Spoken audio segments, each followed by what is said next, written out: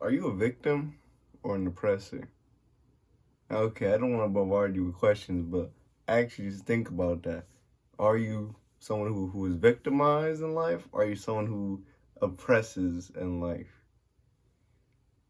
So I think there's a big thing nowadays where it's become exaggerated, and the idea of being a victim or feeling like a victim has become a new sort of norm. I don't think that a lot of men realize how scary just they are. I'm trying to phrase this nicely and I can't yell, but I want to. So, black people and people of color in the queer community aren't seen by white queers as queer as they are. I understand it feels good. People like feeling as though they have good ethics, and what's better than feeling as though you're ethically right or you were unethically treated in some sort of sense, and you have that ethical high ground. It feels good. It's like it feels good when you go to when you hear that talk or you hear the BML talk, and if you're African American, it's like we want to be treated right. We want to be treated like if you ever hear those talks and you are black, you would hear something like that, or any other thing that's a little bit more popular now. If you could fit within the archetype group, the architectural group, and it feels good. It's like yeah, you get that good feeling. People like that. They like that feeling of feeling as though they were wronged, and people love ethical superiority. And there's a difference. There's people that just they like feeling ethically right, and they want things to be ethically right and people to be treated the same way. And then there's some people that just like feeling superior, and that they're on the right side and they're on the right side of history, or the answers are on the right side of history. And then there's a third group, a group that I feel has, I don't know if I'd say unnoticed, but even when they are noticed, people will just kind of let them slide through, or they don't really say much about it. There's people that just don't like the feeling of being ethically right or ethically superior. There's people that have the feeling of being victimized. They don't even like that feeling as much.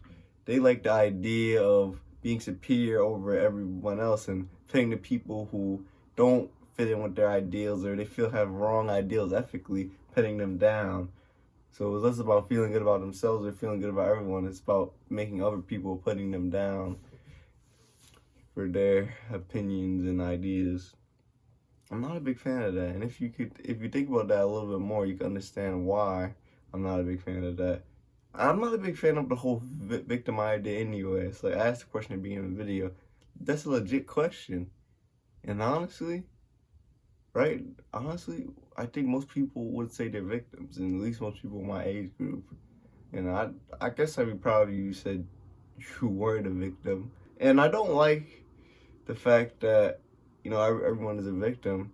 I don't like that people think that that's a good mindset. I don't like the mindset. I don't like the victim mindset. Because no matter what you do, you can go as far back in time. You can go as far back in time, and you can go at any location in history. And your heritage, different people have been victimized and oppressed throughout history. It's just a thing of history. It's not about certain groups. It's about human nature. People take advantage of each other. Just to survive. And back then in history, mostly it was surviving, but then it got to the point where it was just about production, and it was throughout history, like Egyptians had slaves, what? Ooh, like slaves all in Central Africa.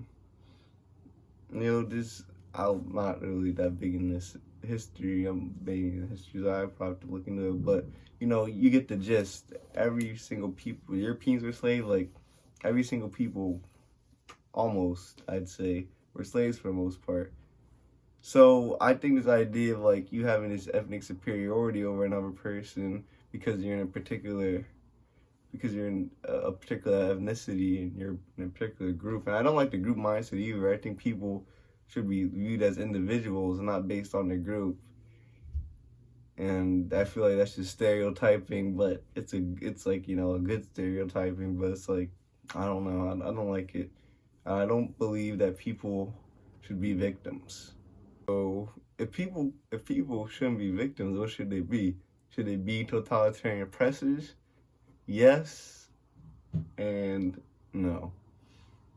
I believe that the main reason for the victim mindset isn't even for all those other reasons I discussed. It's not because, you know, having ethnic support, she's trying to have some type of ethnic superiority over someone else and feeling better. I don't agree with that, but though I think that where it becomes really bad is that it makes you intellectually lazy. It also, like, I'm not even gonna lie. Have you ever watched like a debate between, you know, a person on the left and a person on the right? And so, like, the most nowadays, like, a lot of, I'm not, I guess it's getting political, but some of the people on the left, like, legit, like, their arguments are just so, like, are just so one dimensional. And I don't know, I'm gonna keep looking. I'm gonna just find some more people, and not even on, well, yeah, I'd say on the left. You could even say the people opposing him on the hard right, but like I watch a lot of debates. I want to like get into that, looking because I love debates. I love that, but most of their ideas are so intellectually lazy, and they always backtrack. It's like, you know, they bring up about a certain, you know, a politic, you know, an idea, a social idea right now is popular in politics that, you know, maybe isn't favorable. They talk about it, and some of them, they'll legit just go back in history like Martin Luther, and you know, Martin Luther King is the GOAT. Like, everyone loves MLK, but like their arguments are so dimensional because, you know, you are wrong because we are being oppressed in some sort of way, and we were oppressed in some sort of way. And I remember it was the argument about political correctness, and the people on the left never talked about correctness. And also, they couldn't talk about how they were wrong in certain ways. Like, the people on the right, they could admit, yeah, there have been people on the right side that become totalitarian and becomes bad, but people on the left could never admit that they're not perfect. It's so weird, and they always backtrack to the same argument. It's like, oh, we were oppressed in some way, or we are being oppressed in some way, and we were oppressed, and then we changed, and we don't want to be oppressed anymore. Like, that's fair, that's cool, but that has nothing to do with the argument. So the victim mindset, I feel as though, makes you intellectually lazy. And another thing it does is that it leaks through other parts in your life. Listen, I don't think anyone should play the victim. Not because of all the other stuff, because mainly, if you want the best out of life, you're not going to get it being a victim. And it's a shame. Some people are victims, you know. You can't control most things in life. There's only a small, I'd say 20% of your life you're in control of, and that's what you do. The other 80% is out of your control. Where you were born, you know, your parents, your people around you socially, where you live, and like what happens where you live, and other people around you. You can't control that. It's like 80%, but 20% you can control. And harping over 80%, playing a victim to things in your life that you can't control, I don't think it helps anyone. And I feel those people, at least these people that have this mindset, it leaks out to other parts in your lives. And if you're playing the victim, and let's say, as an example, your dating life, and especially if you're a male, you're gonna be lonely. You're not getting any woman. No woman is gonna, you know, sympathize with you. They're gonna be like, oh my God, he got heartbroken. Like, man, you could get away with it or a female, but honestly, I wouldn't even date a female like that. And most dudes that could experience that might relate with me because they tend to be narcissistic. I made a video on that, how, you know, the whole victim, they tend to be narcissistic inside. So I want to watch out for that.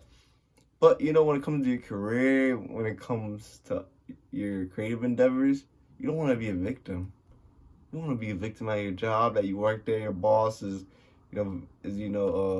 scrutinizing you. You don't want to be there. You want to be almost an oppressor. I'm going to explain that. But you don't want to be a victim. I'm not actually drawing off the idea of being an oppressor at all. You can be an oppressor Just you have to do it in a certain way. So being a victim is not good in your life, and if you have that mindset towards most things in your life and you feel as though you're a victim, then and you latch on to just this idea of being a victim, especially in this place and climate. And if you are in this country, you have so much opportunity to just do the things, and this victim mindset just kind of, it's not even productive. I mean, it's just not productive is the main part. I don't like it. I feel like people shouldn't be victims. They shouldn't want to be like victims either. You know, I don't feel like that gratification, that validation from being in a group and that group bias and thinking that you believe so heavily in this and that you were on the right side of history is worth their life, and feeling victimized throughout their whole life, when it's better off to just fuck that shit and just be an oppressor, be that person. But you shouldn't oppress others, but that's why. So, if you can't be a victim, what can you be? Because you don't want to oppress other people, and that's fair. But I believe people should be oppressors. I don't think they should be victims. And what they shouldn't oppress is other people or other people's ideas or their family, or, you know, they shouldn't oppress people. And they shouldn't oppress certain things. What they should oppress are their problems. Now listen, what is oppressing someone? They're tyrannicizing something. You take full control over it, and it's a scrutinous control. Like, oh, you do this, you do that. Like, I'm forcing you, you can't do anything. You have complete control over it. And that's what it is. Okay, what you oppress your problems. That's what you don't feel oppressed, you don't feel victimized. You become the oppressor. Like, okay, I'm going to take control of this aspect of my life. You're going to oppress it, take control of it. You're going to take control of your problems. Everyone has problems. There's just, and also, this is the best thing to victimize. If you want to control or take over something, your problems are the best. Because why? They are probably the closest thing to you. And you don't want to oppress or scrutinize yourself either, because that's not good. And I'm going to make a video on that. I think self-improvement is important, but I can see how sometimes it just becomes straight up. And there's a difference from being disciplined and scrutinizing yourself. And honestly, I'm starting to learn all that and get back on track. So I'll make a video about that. But you don't want to scrutinize yourself, because you want to scrutinize your problems, because technically they're the best thing to scrutinize. They're very similar to you and they're very connected to you, but at the same time, they can be very far away from you. And you can get other people to solve your problems for you, but that's probably isn't the most efficient. It's probably the most efficient and productive to solve your own problems. So you scrutinize your problems, you oppress your problems, and you do it mostly by yourself, and you do it in an ethical way, and you do it fairly. You don't enslave somebody to do your homework for you. That just sounds crazy, but it makes sense. Or you don't pay someone to get you past this test, or you don't pay someone to get on the team. You don't do that. It's a problem. Like, you want to be on the team, but you're not that good, so you don't pay the coach. Or you want to win the football game, but you don't pay the ref off to, you know, to cheat and win. That's a problem. But if you can oppress your problems in an ethical way, then I don't see where it's at. And we can all be oppressors, because we all have problems. We all have problems, our own problems, unique, and we all have unlimited problems. So we just spend our time oppressing our problems in our life. And we'll never completely control our problems, because new things will pop up. But in the book of The Subtle Art of Not Giving a Fuck, Mark talks about how we're all gonna have problems. It's just picking our problems. You want better problems. Like, you want your problem to be that you're lonely, or you want your problem that you have a wife that likes to argue? You know, those are two big different problems, but they're similar, and you get to pick one. Most people would go with the latter. So we all have problems, and we can all be a person. Probably should be. Like, I don't want to be a victim. No, I don't care. Like, oh, I'm black, or oh, I'm Jewish. It's like, I don't care. I don't give a fuck about my ethnicity. I'm not gonna sit there and play a victim in politics, or feel like I'm being victimized, and that, you know, I have some type of social ethnic some I have like this social rightness. I'm right. You know, I feel good about myself. I'm better ethically. I'm a great person because I had ancestors that lived in a certain place in a certain society, and I'm like, no, I don't give a fuck. That does not help me. That does not give me 1 million followers. That doesn't help my business. That doesn't help my pockets. You know, that doesn't help me look better and improve my physique. Like, it's just really goddamn not. It's just not efficient. It's inefficient as hell, and I'm not gonna do that. I'm not gonna play the victim. I know what I want in life, and what other people, and it's not even about that. Say, oh, we so motivated, but you know you want stuff, right? You want things in life. So why are you playing the fucking victim? I don't understand. It's like, oh, I'm ugly. No girls want me. I was born ugly. It's like you're being victimized. Who are you being victimized in that case? What? By tyrannical females? By your parents for like for your genetics? Like who victimizes you? Is your diet you being ruled over by? Some people are ruled by their diet. Like obesity is a rising thing, especially in this country. So it's a big problem. But you know, it's like who is victimizing you?